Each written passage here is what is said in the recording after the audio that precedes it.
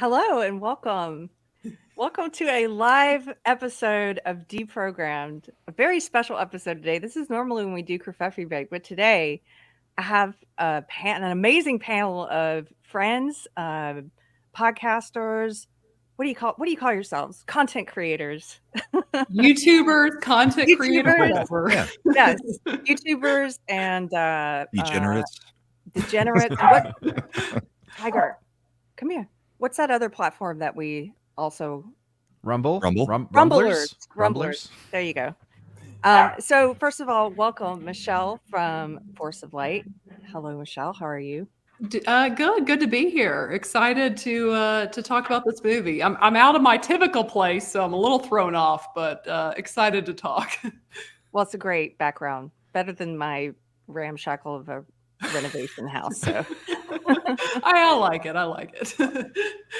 And then we also have Odin from Odin's movie blog and Odin's movie blog reviews. Welcome, Odin. What's going on? Yeah, it's funny because when I rebranded, it's amazing like how many people still use the old naming scheme of Odin's movie blog because it's just OMB reviews now.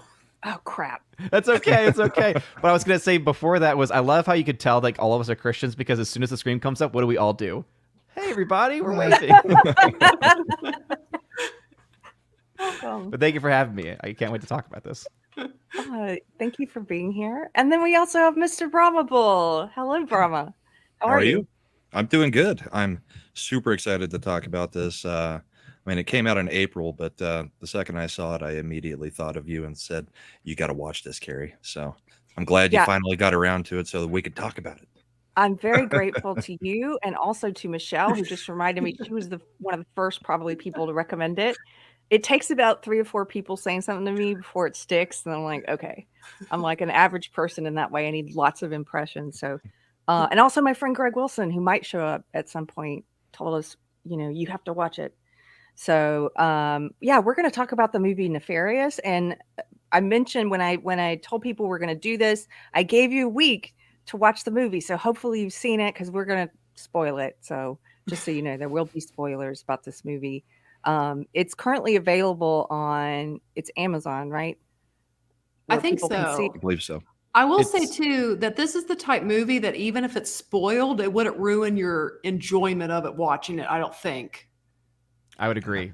It's a very dialogue driven film. And so because of that, even if you know what's going to happen, you're still not experiencing the dialogue in the moment as it's being performed as well as it is. So I think that, it's not, but it is available on like a lot of platforms. I know it's on Google Play. I think it's on iTunes too.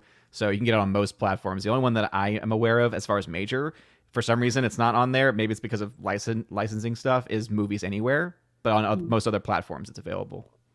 There's also, I'll just put it up here for a second. Here's the website. It's whoisnefarious.com. And I like that Speak of the Devil is their tagline. And I don't like that they turn letters backwards. This is the first criticism of the video. I hate it when people turn letters backwards. So that's it. Kids read that. I think they would gladly take that criticism over what the critics actually did. Yeah, right. Well, let's get into it. So, actually, first, just a tiny announcement maybe. Brahma suggested, before he pulled this panel together, he and I might start doing a Christian panel show. And then this one came about and he was like, how about this one? I misunderstood. Anyway, so this is technically the first one. I haven't thought of I kind of want, if whatever we call it, to be a funny name. And I was thinking that weirdo Christian show, because that also includes people who think we're weird in the audience. Like, it's fine, atheists, come hang out. I know you think we're weirdos. But it's also maybe a little too self-deprecating for some people. Like, I don't want to call you all weirdos without you thinking you're one. So anyway, long story short, if you have a good name suggestion for some kind of Christian panel that's also open for, and where we don't take ourselves as some authority and it's kind of a fun name, just drop it in the comments. I saw somebody say Gentiles go to movies, and I was like, no. If you want to be really 90s Christian, it's the Jesus Freaks. There you go. The Jesus Freaks. Cool. Okay. The Jesus nerds. Yeah. Okay, so let's start it off. Does anybody want to give kind of their summary of what the movie's about? I say let Odin go with that. Yeah. Well, I mean- You're the 'Cause guy that's who like what you reviews do. movies. Oh goodness. Anyway, so as a general, like as far as just what the main film is about, essentially you have a psychiatrist who gets put onto a case trying to figure out if an inmate is actually insane. He's about to be executed, and the Supreme Court of the state has decided that he has to be either proven to be fit for execution or to be declared insane, which, one or the other. So a psychiatrist takes over for a friend of his, a colleague of his who had recently died. And in the process of meeting the inmate reveals that he is actually demonically possessed, that he's actually talking to the demon who has possessed the man himself, who has also been a huge influence in the crimes of this person. And the film is a conversation, for the most part, between the psychiatrist, who is an atheist, and between this demonic entity. And really, it's just the unfolding of information of the demon knows a little bit more about this guy's life than what the guy had thought initially was going into it, and the conclusion that he comes to, and a lot of other things along the journey as well. Really, I mean, I know we're going to go into spoilers, but I feel like for a general overview, that's kind of like the bare bones of what happens. Yes, and the demon tells him that in the course of the day he will commit murder 3 times. Did you say Yes. that? I might have not heard. I didn't, but you're correct. Yes. Yeah. So, yeah. Oh, it's so good. I can't wait to dive into this. And almost the whole movie takes place in one room, just two Yeah. people talking. Mhm. There's a few scenes outside of that, but most of it is in one room. Just my initial review of it was the Screw Tape Letters meets Dead Man Walking. Yep. The old Sean Penn, Susan Sarandon. Mm-hmm. I think that's a perfect Oh, combination of films as far as yes. what this movie is. And also the talking to takes place with basically no musical score backing it up. So you get like some room sound, like of, okay, they're in a room and there's electricity going through. But for the most part, it is just them talking, and it's the acting, the performances that are, really conveying the story, which I think is what makes the film what it is. It is. I just pre-recorded an interview with I think it was the one I did with Mads, which is going to be coming out soon, where he was saying that I think it was him, that it reminds him of a play, and it does, because like you're saying, most of it takes place in one room with these two characters. It's very dialogue heavy, very just interesting dialogue, and so I could easily see this being adapted, from a play. I didn't realize it was a book first. So, obviously it's great with, wordplay and dialogue. And if people like those kind of movies, you'll definitely enjoy this. But it's not some people on Twitter, when I talked about having seen it, they were like, oh, well, some of my horror fan friends don't like it. And then people were arguing about whether or not it's classified as a horror. I think it's more accurately probably, yes, a thriller. Psychological thriller. Psychological thriller. I think somebody said that. That's probably right. But if you like horror films or thrillers, I think you'll still enjoy it if you don't mind the ones that it's not a lot of gore. There's, it's none of that kind of stuff. It's just it creates this tension, and there are some genuinely, goosebumpy, terrifying moments in it. But it's a slow build with the dialogue and the mood and the lighting and the way it's shot. I think is excellent. Did you guys ever see The Babadook? Yes. No. Which is a horror film. I did. Yeah. And I hate horror films, but I like that one because it was much more psychological thriller than it was anything else. Yes, it reminded me of The Babadook and the way it used, even the way it was filmed and the lighting and everything to create a mood. So I think you'll like it if you like those kind of films. And it is an R-rated Christian movie, essentially. Yeah. I mean, they didn't market it necessarily as a Christian movie, but it is. But there's no real language. There's the only reason I can think of that it got the R rating is there is an execution scene. So I'm pretty sure that's the only thing that got it there. That and the finger. Yeah. I mean, that was a little bit brutal, but there's no blood or bone or anything showing. So yeah. So what were some of your what was well, first of all, let's talk about the marketing, because I think you're right. I didn't know much going into it other than that people said it was that I should watch it. And so I didn't actually even know it was like a Christian film. And I think that you don't have to be a Christian. You could go into it not knowing that, and it's still a great thriller. Although I think you'll definitely pick up on some of the themes. But I don't think that it's just like, oh, like just Christians will appreciate this. What do you think about that?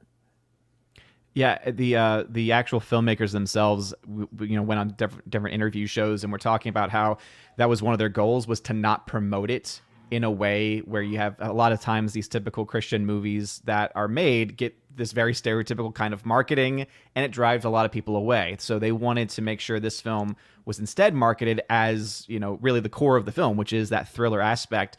And it was more of an invitation, right, to say this is not just for Christian audiences. This is not just for any one specific group of people, right? This is being made for a wider audience. Whether or not the wide audience is going to enjoy it as much, obviously, I think there's the debate over that. But I think that one of the reasons why they did that was so that it was kind of a, hey, let's leave the door open and let you come in. And hey, if you don't like those moments in the film where it does start to talk about aspects of faith. But even then, again, some people say it's so preachy, and again, there's elements of it that you could sure argue that, but the way it's presented is not as preachy. There's a lot of other films, including films more recently that have been released, that are a lot more preachy than this movie is. I'll say it that way. Well, and I think, to be honest, I think most of the people, the preachiness that they were against was not necessarily the religious preachiness. It may have been against a political preachiness, which is directly tied to the religious preachiness that he's bringing up in the movie. But I think that's the one that tends to bother most non-believers more, is the hitting on their political ideals a little bit. So can you talk about that scene? Yeah, best scene in the movie. I was laughing. I thought it was funny. I literally, if you search YouTube best scene of Nefarious, that scene is really, it's like 20 clips of just that scene come up.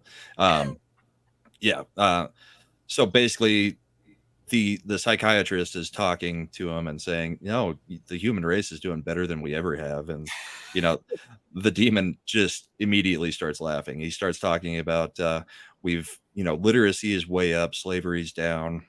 All the races are on equal footing.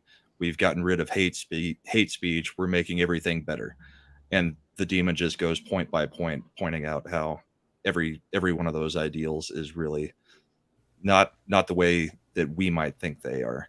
And that for one of them, he even says, I didn't even come up with that.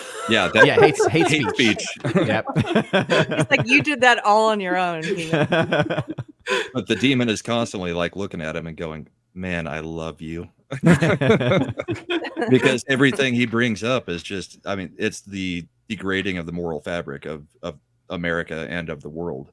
And yeah, the demon's basically saying, yep, that's exactly what we wanted.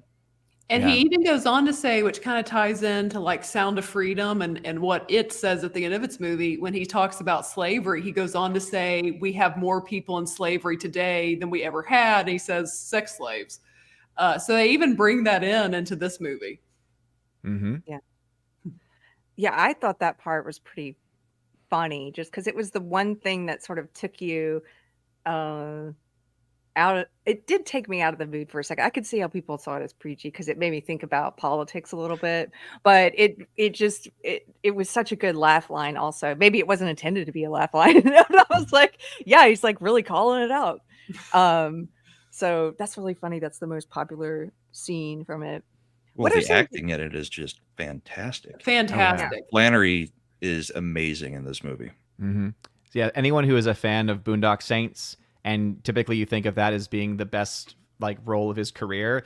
I know some people don't agree with me here because they just love Boondock Saints so much, but this is the best acting performance of his entire career, and he just knocks it out of the park. This is some of the best acting I've seen of anybody's career.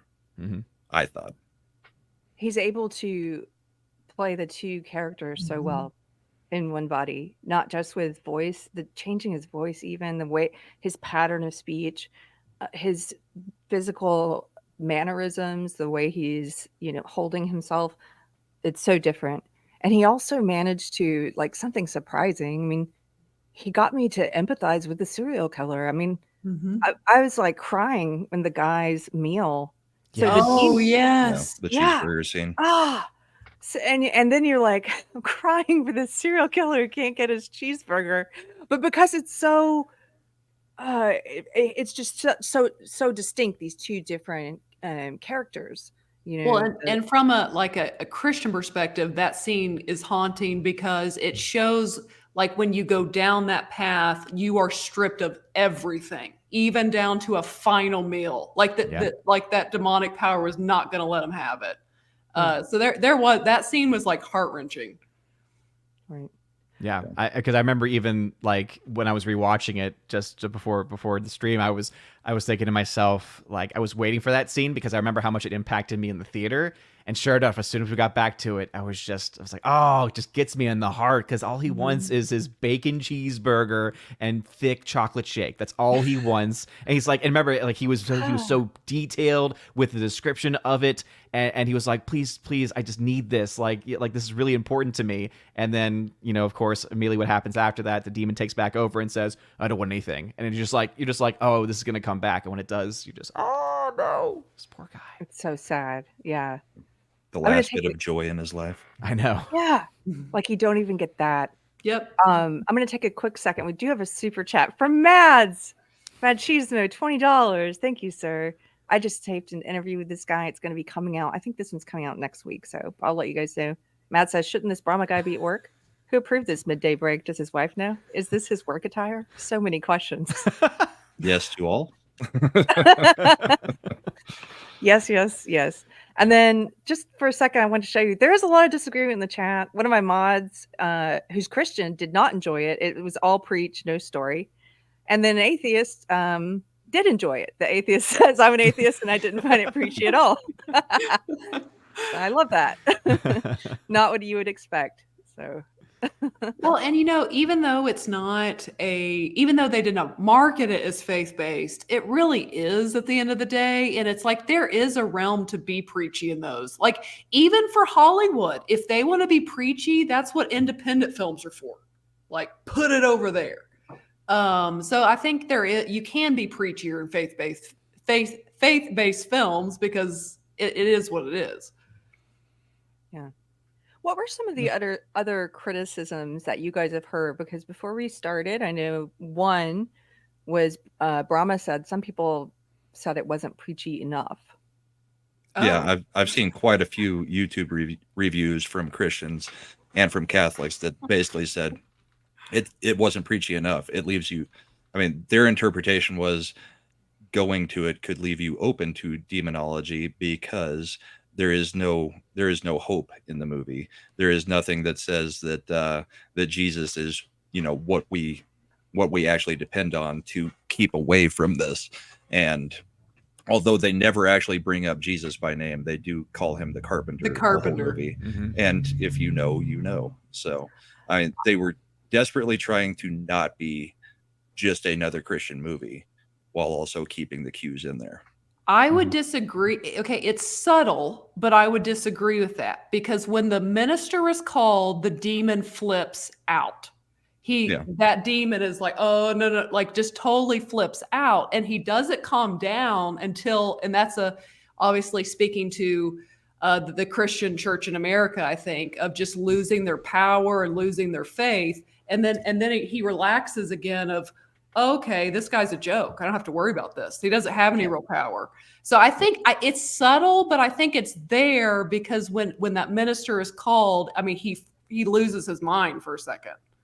Yeah, and I know that the filmmakers, when they were talking about a lot of the different elements of the movie, one of them, I think, dealt with this, right? Like when that's why he says like this priest.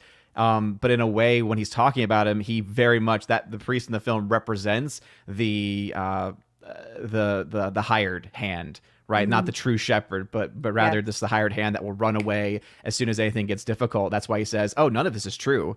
We talked about demons for a long time, but that none of that's real, and we've moved on from that. And even like the actual what he's wearing it reminded me a lot of just like this very modern push that's happening. There's a for instance, there's a Catholic Jesuit priest who he reminded me a lot of, Father James Martin. And I was just like, this guy kind of just looks like he's being presented in the same way, and probably has the similar problems there. But yeah, he freaks out at first because he thinks, oh, this is someone who has a power and authority. And I think someone had mentioned about the name of Jesus and just the name. Well, we see this actually when exorcists are actually interviewed about these things. One of the things that they always notice, the power of names, right? Even the demon kind of implies that, saying names are important, right? Names are so important. And so him not mentioning the name, but rather the carpenter, I think was also another subtle way of kind of pointing to that the power of Christ. You always hear that old adage because from The Exorcist, right? The power of Christ compels you. It's like, well, it's because it does, right? It actually has that power over them. Yes, and it so spoke to me even about our society, because to this day, almost more than any other curse word, I cringe on the inside when someone says Jesus Christ, like so despairingly, just like, ugh. And you notice that in this movie, the demons have such respect for Christ, they can't even say his name.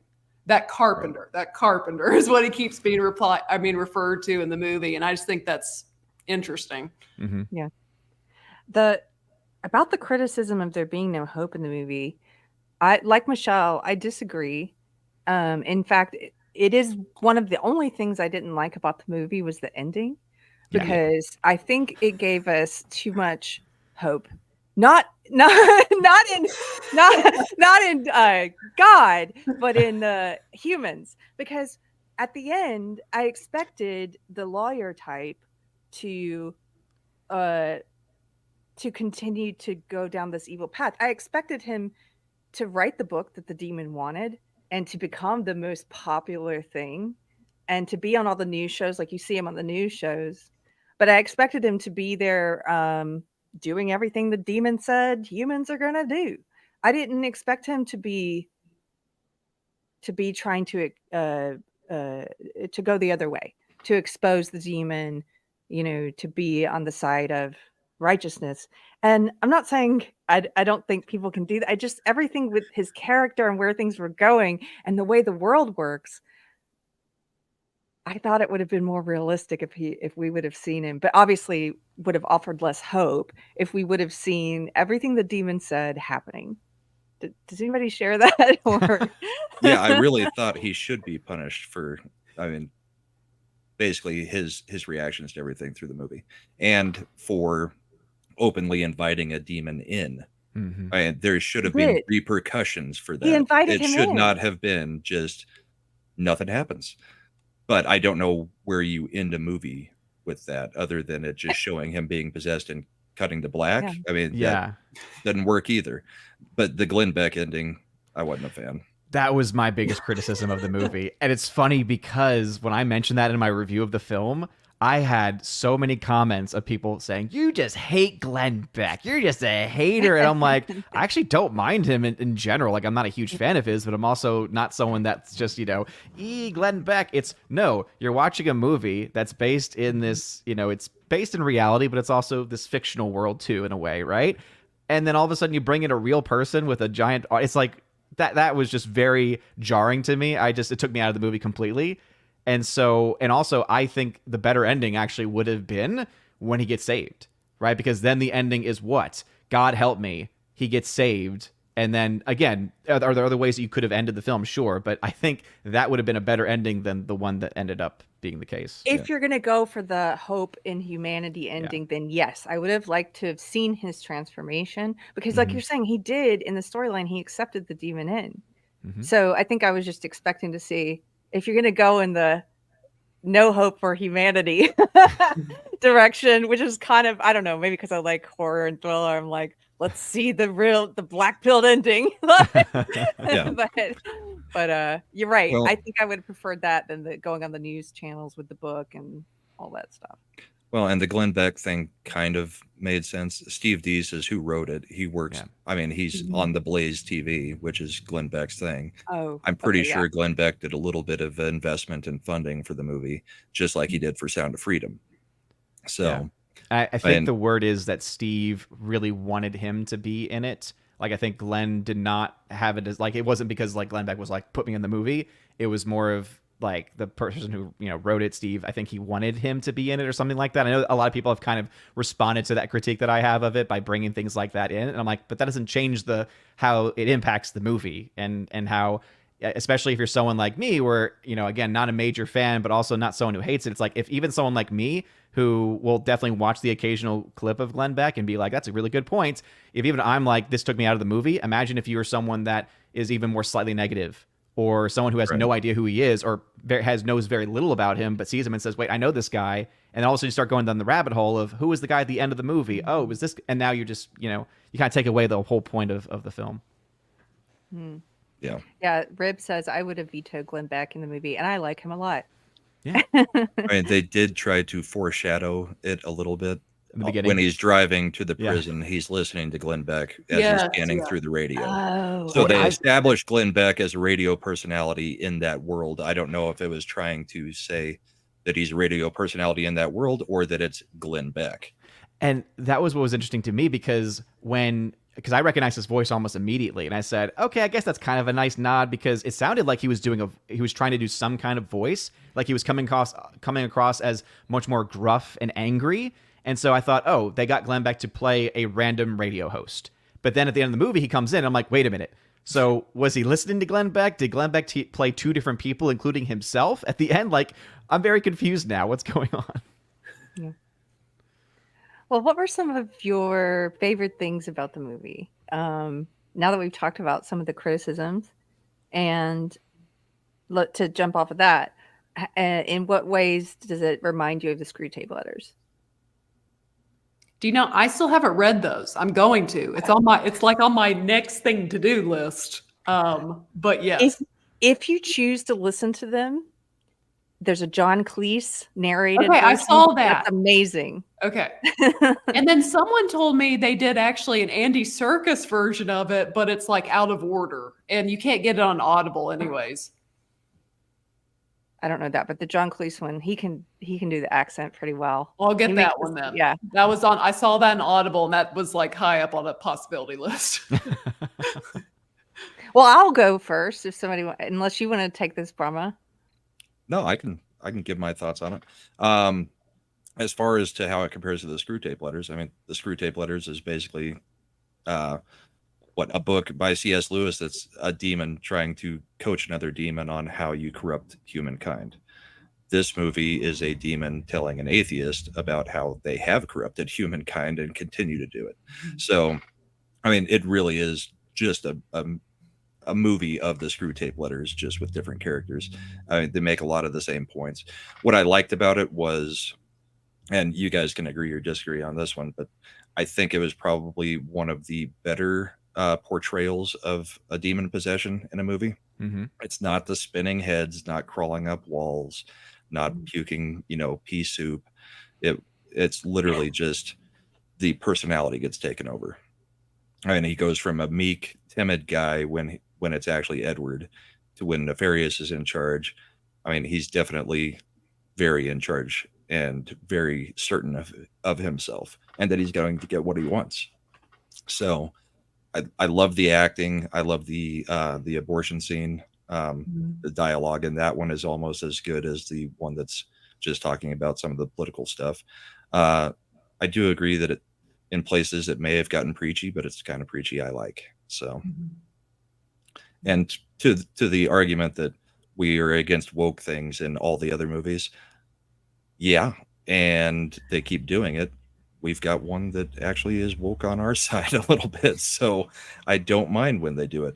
And I think it was done subtly enough that if you're not going in trying to hate it, then, I mean, it is a movie about a demon. I don't know how you don't bring religion into it at some point. Every horror movie about demons brings in religion to some point. So, I mean, it's expected. And I think, like, to that point that you just brought up, it's also all these other films bring it in, and yet they bring in a false understanding of it. They bring in a dramatized version, whereas this one instead brings in a much more realistic. So that's why when even we're talking about the quote unquote preachy stuff, for me, it's like all I heard were things that were just true. So it's not even like, oh, we're going to push this, political. Because when you say things are political or policy, like, again, that's how I typically think of it is, oh, this is an opinion on something that you have multiple opinions on, and there can be multiple ways of viewing it. Whereas this film, I think, deals more so with actual like truth of this is actually, what the world is doing. This is actually what is happening right now in the world. And especially that scene, I agree, was one of my favorites as well. Is there's this great conversation. It's again a part of the conversation on you're going to commit 3 murders, right? And so the first one, the question is brought up by the demon of his mother and how his mother was in a really difficult state, and he basically went through with medical assisted suicide with her.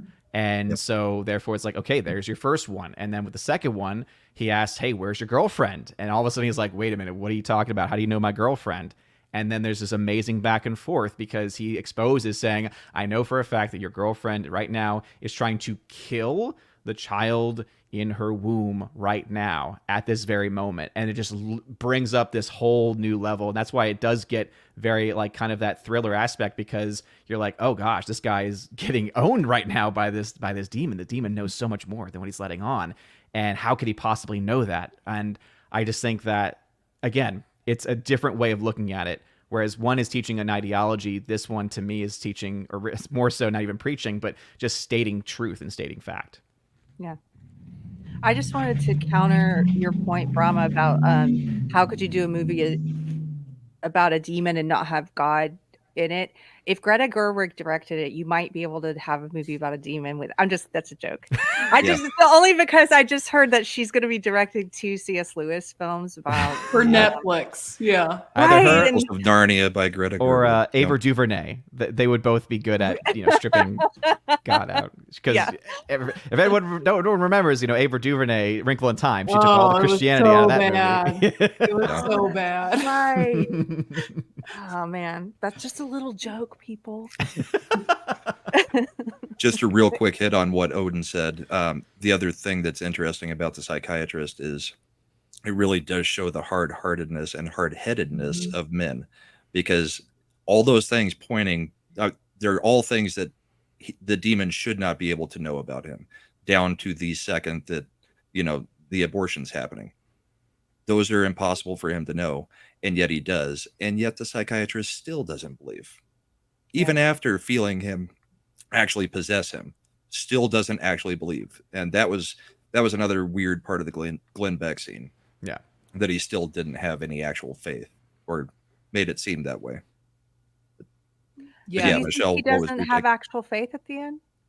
He says he does. Yeah, he says he's not like fully a Christian yet. I think so. The question is asked, are you a believer? Yeah. And he says, I don't know. I don't know. So he's moved away from hardcore rigid atheism to more probably agnosticism, where it's like, just questioning at the very least. But someone in the chat made a good point, or an interesting point, saying maybe it's because of the fact that even after all of that, even after, God intervenes to save him, right, really, with the bullet thing, he still doesn't believe. Well, guess what? You just now left that crack of the door open for the demon to come right back in.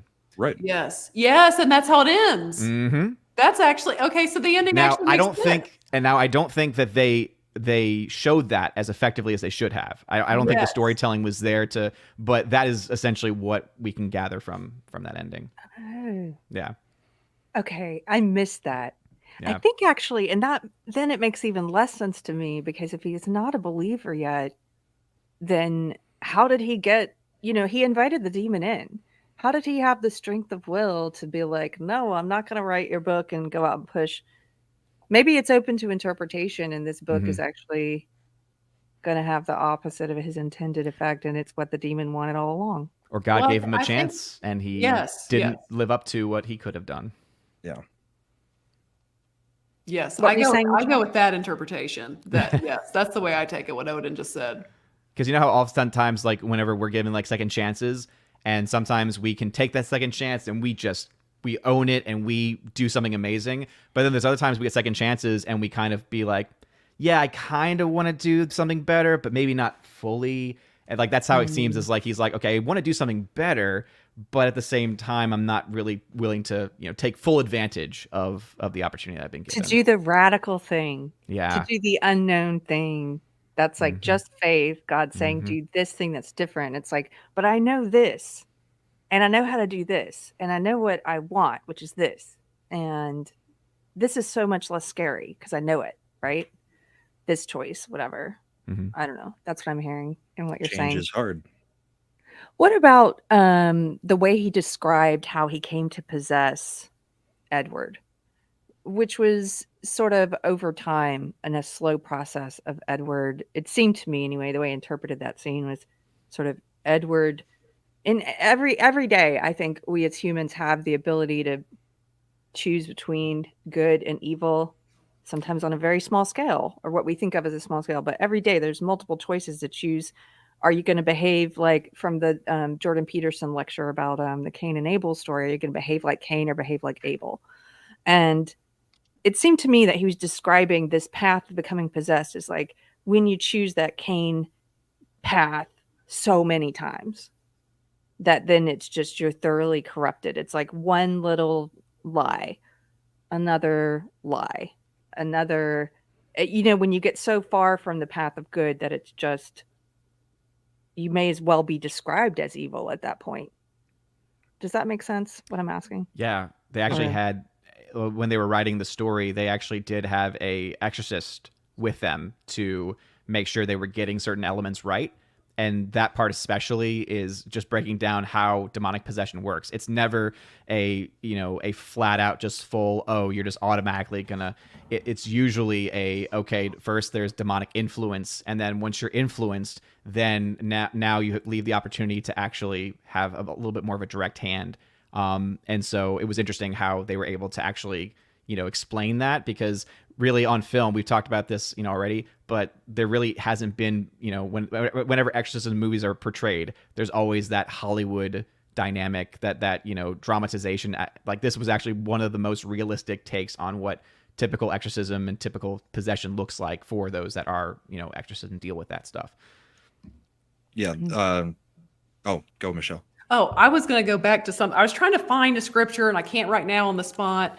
But the scripture that talks about, it goes back to what we were just talking about, that I think Odin nailed the ending. I hadn't thought of it that way.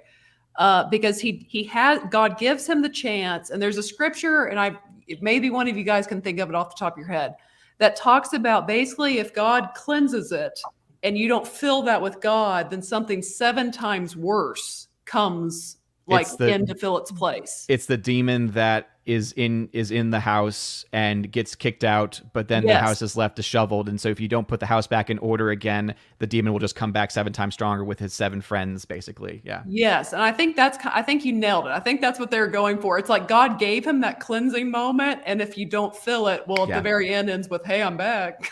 Yeah. No.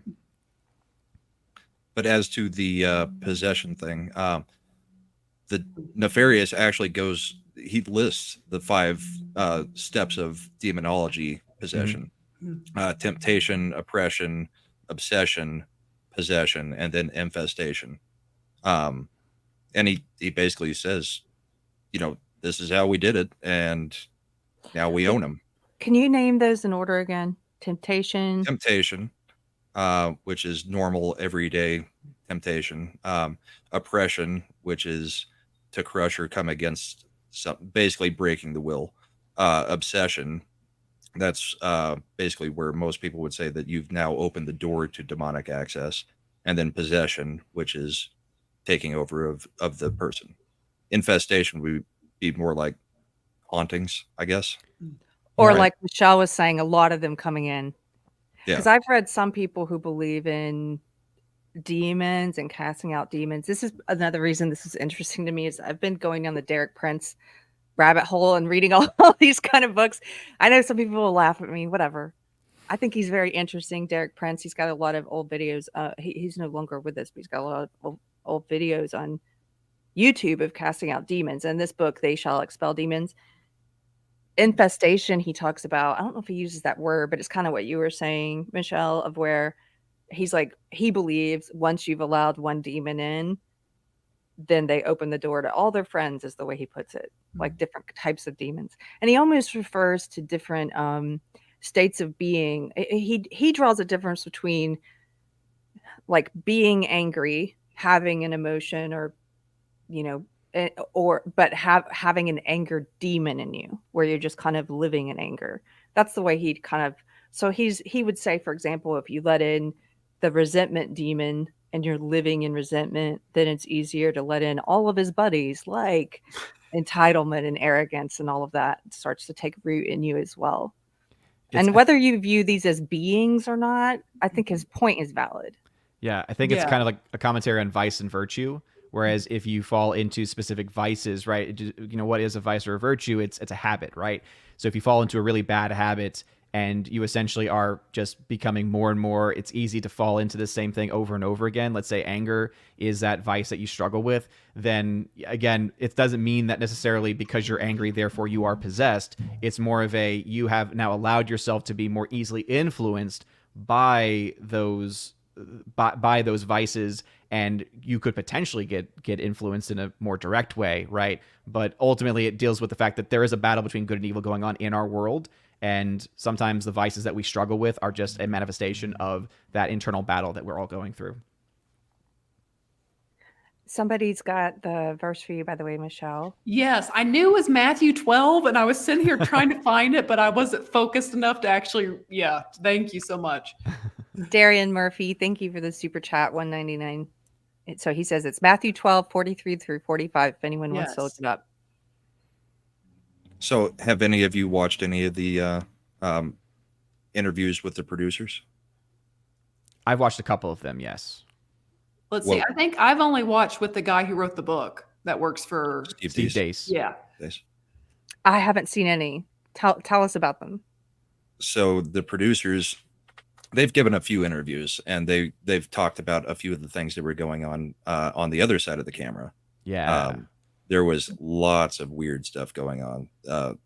Like they would do interviews and, you know, check the audio and everything, then get back to the office or wherever they were doing the editing at, and all of it would be useless. Do a second interview, get back, it was completely useless. You mean shooting the movie, the footage would be useless? Yeah, or interviews afterwards on trying to market the movie. This fly is driving me nuts. Feel like Mike Pence. But yeah, there was just all kinds of crazy stuff going on. They did it in Oklahoma. I can't remember if it was Tulsa or Oklahoma City, but they had like the highest winds ever recorded on record. They had power issues where they would walk into a building and the power would just go out. Mm-hmm. Where they were filming, the power would be flickering in certain scenes, and then the second they would stop recording, no problems at all. I mean, at least according to them. So yeah, they mentioned interesting things that were going on behind the scenes. And I think didn't they also mention how COVID impacted them, because they had rented this space out, and I don't know if they had started filming or they hadn't started filming yet, but as soon as they had gotten this space, COVID hit and the lockdowns hit. And therefore they had to have this space for significantly longer period of time, and they still had to pay the rent on this place, like to actually rent the space out. And I think that they ended up having to like almost maybe not rush through, but they had a much smaller window of filming because they had rented it for a certain length of time and they were only able to use it for. But yeah, and so that, in addition to, this is something that I think all of us can recognize definitely happened, that they also had to jump through a lot of hoops to get the film actually in theaters. That any roadblock that you could possibly get through. And I think one criticism that I actually have, kind of going back, but this is not with the film, is how they treated this movie in theaters. Because if any of y'all, did any of y'all see it in theaters by chance? I did. Okay. The trailers before the movie. Yeah. They were red band trailers playing before the film because it was rated R. So I think that from the R rating, because again, I can understand how some people could see it maybe justified because of the showing of the execution scene or the broken finger, but I've seen a lot worse things in a lot of other PG-13 movies. And so the fact that they got that R rating meant those R trailers played before. And when you have, and again, because there was red band trailers playing, you had cursing, you had all kinds of stuff that was significantly worse than every single thing in the movie. And that, I know, was like, imagine if you are someone going to see it because maybe you heard it was Christian or something like that, and now you're sitting through foul language, immodest imagery and everything. And it's like, I wonder how many people may have left the theater saying, oh, if this is kind of trailer that plays before the movie, then it's just amazing how much stuff they went through. Yeah, Wow. especially when it was a lot like Sound of Freedom. It was word Mhm. of mouth through churches is a lot of what the marketing was. Yeah. So it was directly church people saying, "Yeah, go see this movie," and then that's how they open it. So I could see the issue with that. It also, I mean, it kind of was the the test balloon for Sound of Freedom coming out a few months later. I definitely think there's a connectedness between the two for sure. Yeah. And And they're I both will similar in that way too, because they're both, I think Nefarious is definitely more, how like the label on Sound of Freedom has been placed of it being quote unquote faith based when it really isn't. Yeah. But there's definitely some underpinnings of that. This one, I would say Nefarious is definitely a faith based movie, but also it is not like other faith-based films. I remember people were Fetigator. I saw him in the chat. He was all on this movie. He was in my chat every week saying, "You have to see this movie. You have to check out Steve Dace. Got to do all these things." And I'm like, "Look, I don't like faith-based movies. That's not my thing." And then all of a sudden, finally, because of all that, I actually, you know what? Let me go see it. And then saw it, and I was just like, as soon as the conversation between the two started, I was like, "Oh, it's been an hour. Oh my goodness, this thing is amazing." I just loved it. Yeah. I Yeah. love it. Go ahead. I was going to say to Cheeky Mare, yes, I definitely go see Sound of Freedom. I think you will enjoy it more probably. It was an excellent movie. Yeah. Again, Yeah. Sound of Freedom is not faith-based. It's not Yes. really a faith-based movie. No, and I will say, because I know that me and Cheeky are disagreeing on a lot of things here, but I think that this, because my position, Cheeky, I will say Nefarious is a faith-based movie. Sound of Freedom is not a faith-based movie. So Yes. Yes, I agree. Cheeky, by the way, really, I've seen your comments. One of my mods really didn't like it. Cheeky made this for me, which is something I've done Nice. before. Not today, Joy Eater. And I just had to take the opportunity to show it off. But it's cool. We can disagree about this film. I Yeah. also think if you don't like, this may not be the reason. You may come back and say this isn't the reason I didn't like it, Cheeky, and that's fine. But I definitely think if you don't like plays that are adapted to films or like a lot of dialogue, those people probably definitely won't like it. There's another film I saw, completely different kind of film, House of Yes.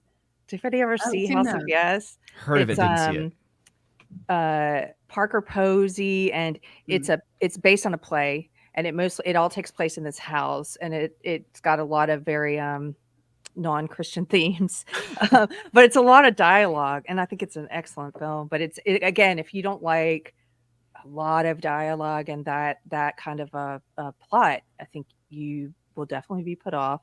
12 Angry Men, I think Mads I thought about mentioned that one too. Yeah, Right. I was gonna say, because that one I will, not even on the same playing field as this movie. Like 12 Angry Men's just all time great, but it's like if you don't even like that, then I don't think you're gonna like this one. Yeah. Yeah. So, and then if you don't like, I think Cheeky's one of the ones who thought it was too preachy.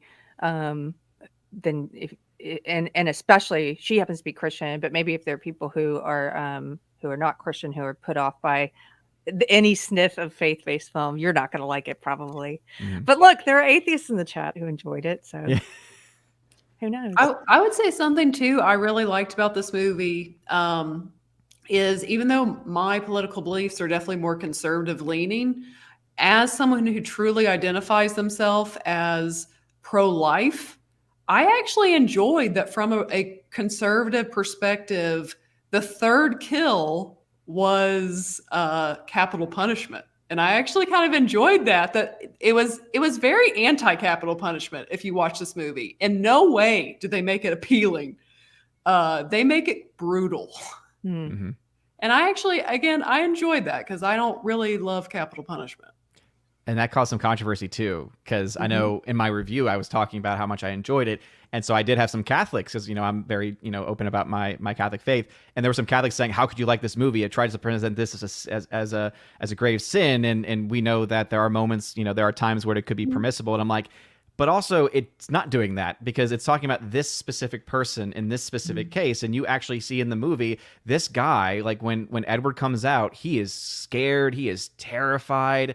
And so it's that where it's like, no, it's because he knows better. He knows what's going on. Like he knows exactly, and he's just refusing to believe it. So when he signs off saying that he is completely, it is something that I think it's because of the action and choice in that situation he makes that's being presented versus anything else. But yeah, that definitely has, I think, caused some controversy that people that are more pro capital punishment took it as an anti, and it's like, it's definitely not supportive of it, but I also wouldn't say it's necessarily like all out, no chance ever personality, you know?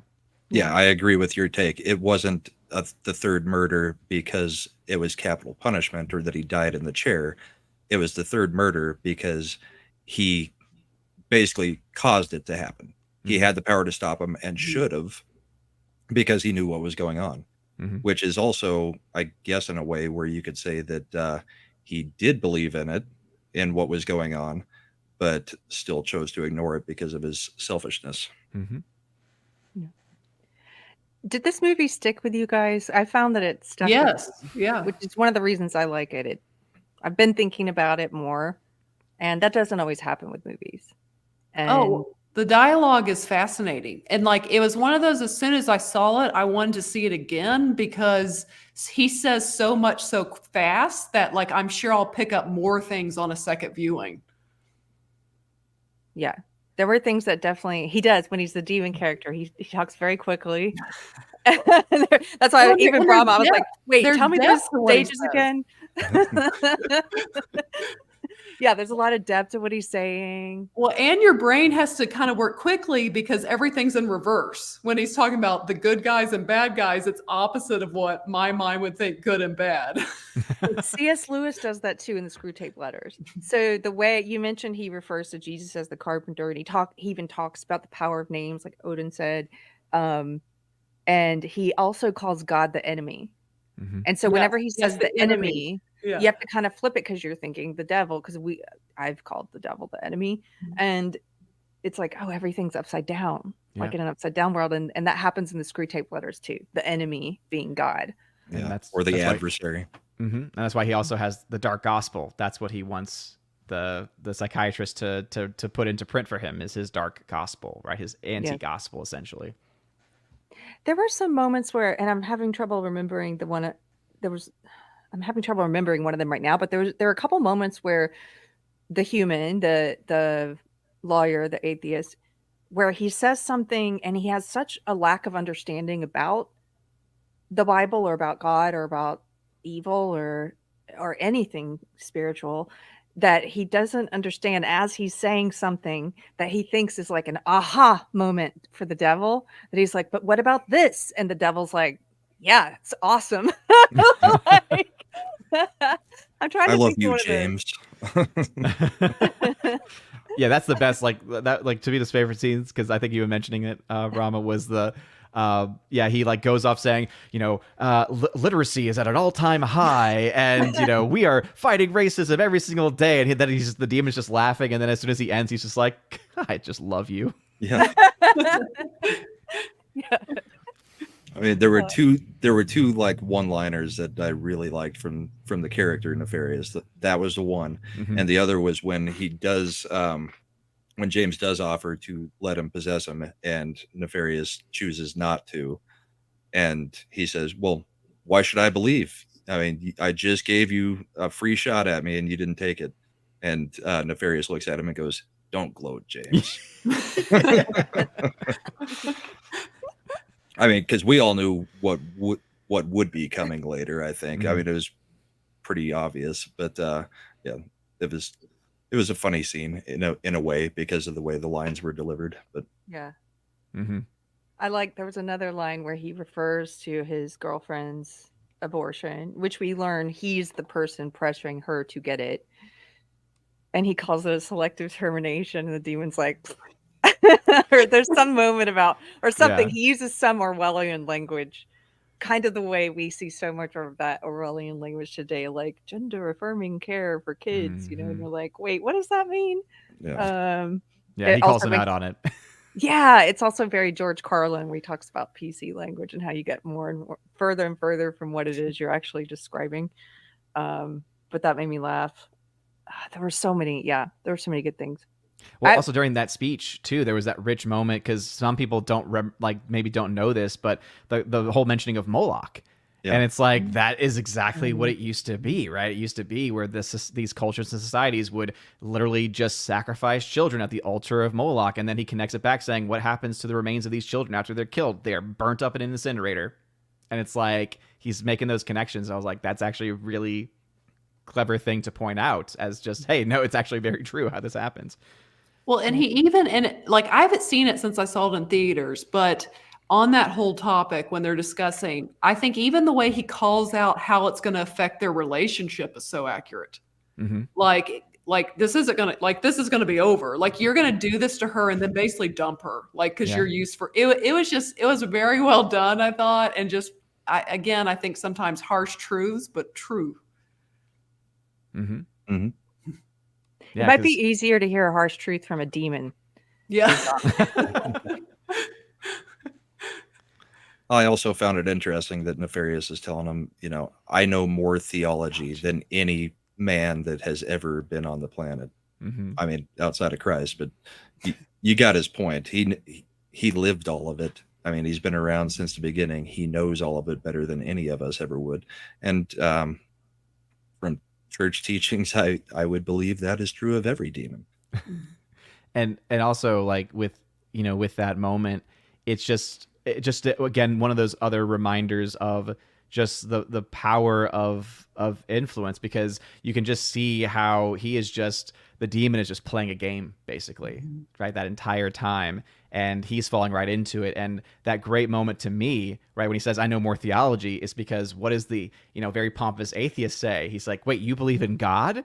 Right. And it's like, of course. And it's just kind of that moment where people just, again, when you are so caught up in your own ideas of what you think is real, they just fail to recognize just basic elements of course a demon is going to believe. You realize that a whole concept of a demon is that they are a fallen angel. So it's like, how could you not expect that to be the case? So I love that part too, because it just kind of just exposes that.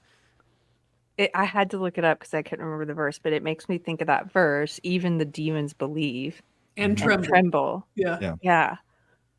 Well, again, that goes back to what I was saying. One of my favorite parts of the film, I've already said this, I just didn't say it was my favorite part, is really kind of that, just the way that there is such respect for the name of God and the name of Christ that it won't be used. And again, compare that to how flippantly people say Jesus Christ, like as a cuss word in our society, which I always find interesting, because no one says Muhammad, no one says Buddha. It's always Jesus Christ's name that gets slandered for some reason. And I think deep down, because there's power in that name. But I really did appreciate the way that was handled. Again, just seeing from a different perspective of, this is the reverence that they actually have because they know the power that is in Christ compared to how the world treats Christ, or so much of the world. Mm-hmm. Yeah. Even in the name of God too. Like, that's the other one that people oftentimes don't think about. How many times is G-damn said in a movie? And most films these days, right? And yet none of that. That's why when as soon as I saw the R rating and I saw the movie, I was like, there's no language, no sexuality. Like, those are usually the things that these movies get hit, with specifically. And it just, to me, it's what makes the film so much more powerful too, because you step away after and you say, wait, they really didn't go the directions that so many of these other films may have actually gone instead. And really, we were talking earlier about the execution scene is probably what got it the R rating. Definitely. The execution scene is not, I mean, The Green Mile had 2 execution scenes that were far worse than this. This is pretty mild as far as an electrocution type execution scene. So, yeah, I teach high school, and I know as soon as I got out of the movie, I'm like, well, this is a movie I want to try to incorporate in some way into my classroom, because we talk about morality for their junior year, and I was like, there's a lot of great stuff in here just in talking about morality that I think will bring up some conversations. Well, and one of the other interesting things that Nefarious brought up was that basically the demons know that they're already beat. Their game plan now is just to corrupt as many people as they can and bring them to their side. To tear down as much of humanity, God's beloved creation, as possible. Yeah, no point is he ever saying, we can still rise up and beat God. No, he's they're all just trying to hurt God by destroying each of our lives. Yes, and doesn't he say that? Basically, I want to take what he loves or something to that effect. Yep. He does. And also, too, there's another great line where, because the guy is trying to catch him on it, saying, like, well, you say all these things, and yet how did it happen this way? And the response of the demon is, well, that's because God decided to cheat. And that's what he's like, God cheated by, by entering into human history through Christ, basically. And so it's just like, oh, that's actually a really great moment of, God cheated. The enemy cheated. Yeah. He sent the carpenter to die for everyone's sins. Yeah. Good. Because they were also, what should have been our greatest triumph was ultimately our biggest defeat. Because they thought, if we kill him, we're going to end everything he's trying to do, but they didn't know the plan. And that's why it kind of reminded me a little bit about what Mel Gibson did with The Passion of the Christ, where you have in the very beginning, right, Satan in the Garden of Gethsemane, and at one point Satan says, "Who are you? Who's your father?" And I have to tell this to my kids when we watch it every year because they don't pick it up right away. It's very subtle. It's because he doesn't know. Like Satan does not know fully who Christ is at that moment. He does not know God's plan fully at that moment of what's going on. And so, that's why there's that screaming moment at the end. That's how I kind of felt with this one, too, with they're having that conversation where Nefarious, the demon, is trying to point out, saying, this was our greatest defeat, and because he cheated. Yeah. I really like to go back for a second to the priest that gets called in and how he, like that verse, even the demons believe and tremble, how he's very scared at first or doesn't want the priest there. And I thought it was a really great choice to make the priest just toothless and more like the secular world, and kind of, I got the impression he doesn't even believe in demons. He's trying to talk about psychology and no, you're not possessed. There's no way you're possessed. And it's just, how is he any different from the atheist lawyer who's sitting there? And I thought that was a great analogy to a lot of what's happened to the church in our modern culture, how a lot of it's become toothless. It's like every other day I feel like every other day I see some person of the faith from the pulpit on social media just disavowing outright God's word and saying, well, I'm going to choose to do this, and I'm still a Christian. And it's like, dude, you're in the pulpit. Like, that makes me so angry. I don't know. It's like, few things make me that angry. Did you see the video going around of, it was, I think it was a female pastor, but she's doing like the Sparkle Creed. I don't know if y'all saw this. I the saw Rainbow it. Sparkle Creed. Like a month or two ago. Yeah. I saw it. Yeah. And I was like, ridiculous. Oh my goodness. Like, because it's basically a rewritten creed, but instead it's, I believe in the non-binary God. Basically using like the quote unquote inclusive language of gender ideology today and putting it into a creed form. And but like we see this in all levels, right? All various denominations are seeing this in different ways. And, even with the Catholic Church, right, we're seeing this too. And that's why I was reminded of that other priest there. It's like, yeah, this is one of the toothless priests that we do have in our modern day and age. Of church mouse, of mouse, where there should be a lion in the pulpit. I'm like, anyway, I don't want to go off on a tangent. It's one of the places where it's one of the places, I'm not Catholic, but it's one of the places where I think Catholics and Judaism have it a little bit better because there is so much tradition. It is much harder for the modern message to get in where there is tradition that goes way back. Yeah. And I think you're seeing in a lot of evangelical churches where the modern stuff is leaking in because you have the Bible, but you don't necessarily have the same traditions that the Catholic Church has or that that the Jews go by. I mean, and that's why it's the more theologically traditional too churches that I think are doing better because you're seeing so many different splits in so many different places, but it's the ones that are actually staying true to orthodoxy, staying true to whether it be what Scripture teaches or what the church teaches, right? And that's why I think a big part of it too has to do with language. Like as far as the examples of Judaism and Catholicism, what is Catholicism rooted in? Latin. And Latin is a dead language. It does not change. You can't. There's no Latin word for non-binary, right? Because that does not exist. Hebrew right, also has a stable language. It's a sacred language only used for reading of the scriptures. And so I think that's a big part of why. But I think we could also see as far as other denominations too, it's the theologically traditional, right? The ones that understand that these words have meaning. Whereas in the other churches across the world that we see, it's like, oh man, there's just so many, modern interpretations of this or that. And that's why you get to the non-binary Sparkle Creed or whatever. It's just because there's no theological tradition either. Yeah. I think when they just start espousing all the same things that the culture is saying, you are of the culture. You are of the world. Yeah. And there's a verse, Michelle. What's the verse? What's the verse about? That if you love the world, or if you love, like if you love God or love the world, then you are an enemy of God.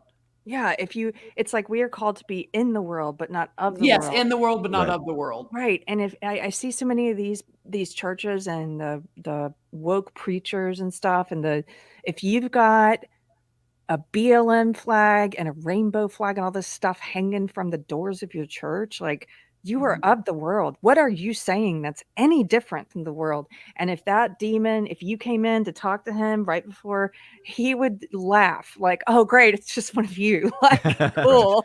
Well, one of the hirelings, Yeah. Revelations. I mean, it's the lukewarm church. Mm-hmm. God treats the lukewarm church the same way he treats the non-believer. He says, I don't know you. Worse, actually. He says, well, yeah. I had you in my mouth and I spat you out. Spit you out. Yeah. Spit you out of my mouth. Mm-hmm. I mean, that's where people should be real worried, because the lukewarm thing, we're seeing it all over the place right now, especially with this modern stuff leaking into it. Mm-hmm. Yeah. I want to thank your average patriot nerd. Hello. Yes, $5. Thank you for the super chat. He says, I haven't seen the movie yet, but I plan to. And also, I love the idea of a Christian panel show with you all. Awesome. Yeah, we want to definitely do something, have rotating guests. And if you can think of a good, funny name that's inclusive, to use one of their words, then let us know. Where people know. Mine wasn't inclusive. No, it wasn't that it wasn't. The Fellowship Christian Coalition, and we go by the FCC.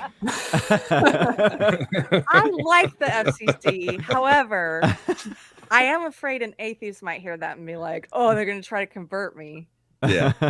No, I get it. I just thought it was a funny acronym we could use. It's true. Look, if we're called the Weirdo Christian Panel, we're still going to try to convert you, just covertly.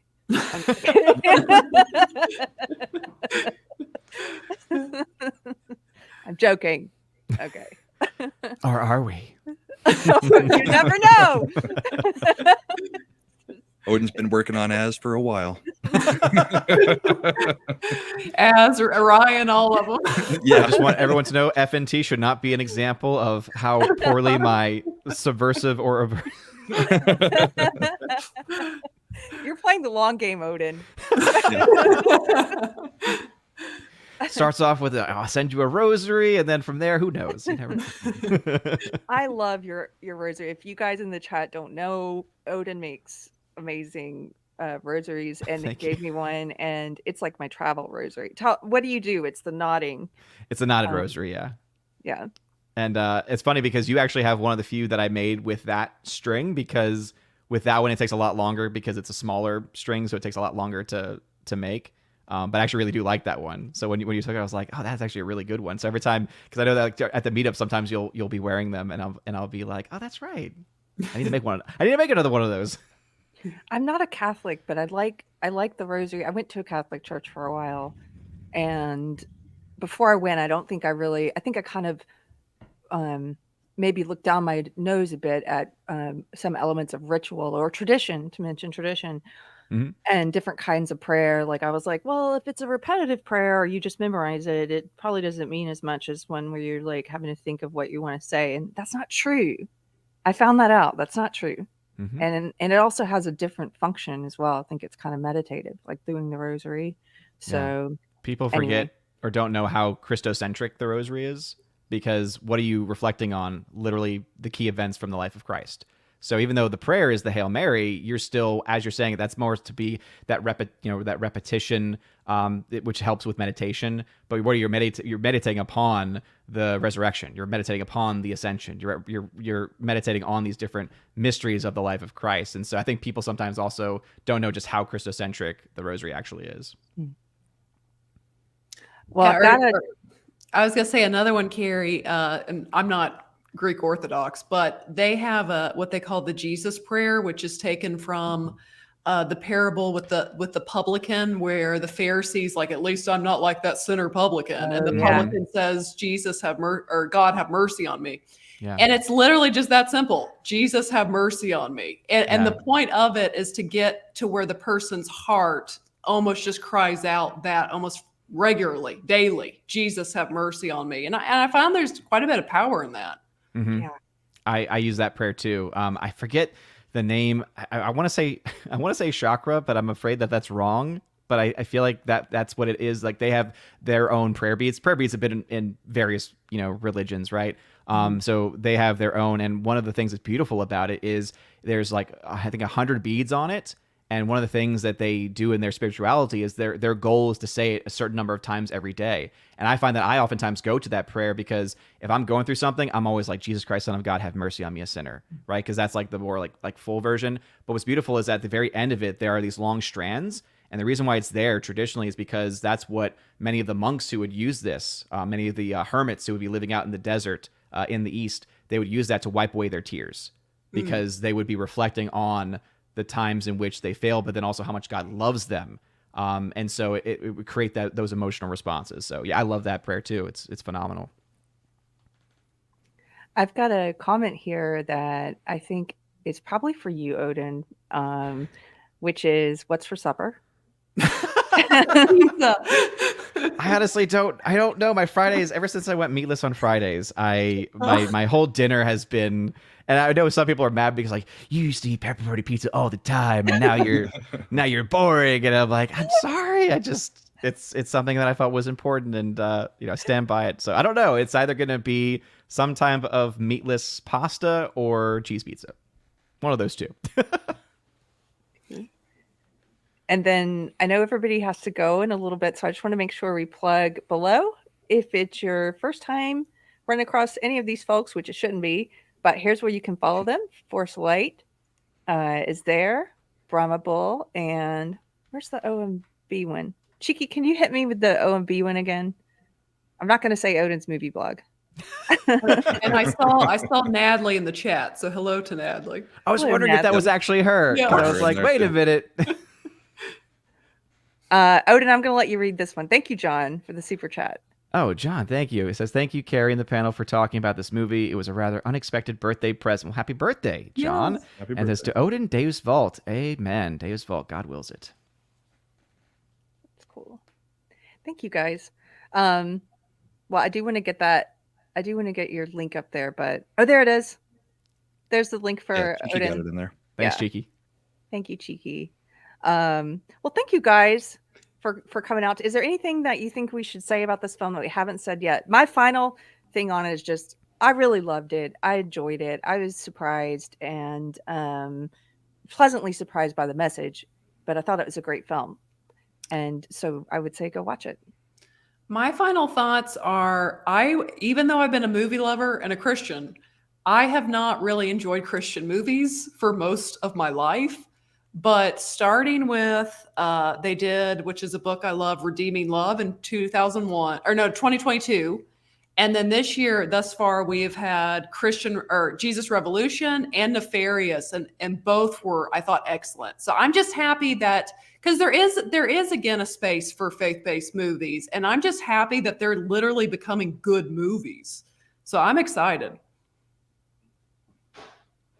Yeah, I would say, kind of in wrapping up my own thoughts about the film, as very similar, very similar to Michelle's thoughts of, there have not been, for me, I typically, as I said before I even saw this movie, I heard faith-based, I heard connected to these people, because the people who were producers on it, I think, were also somewhat associated with the God's Not Dead movies. And so I was immediately like, nope, no thank you. I don't like those movies. Like, just keep me away from it. Finally saw it, and I was floored.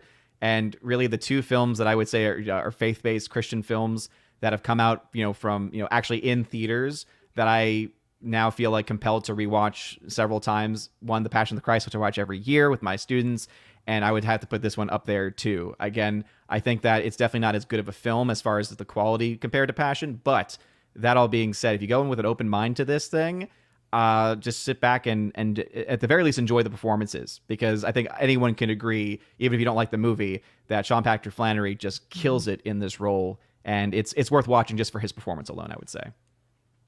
Yeah, the writing and the acting alone override the not that great ending. So, and Yeah.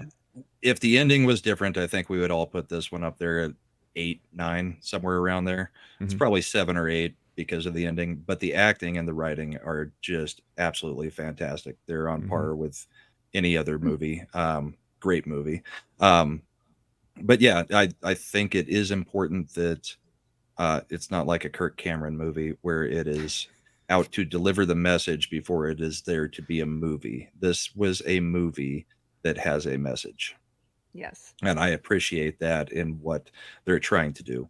I mean, it's kind of like, it's completely different, but also kind of like, Daily Wire trying to start bringing some of that kind of messaging through movies that aren't just about the ideology.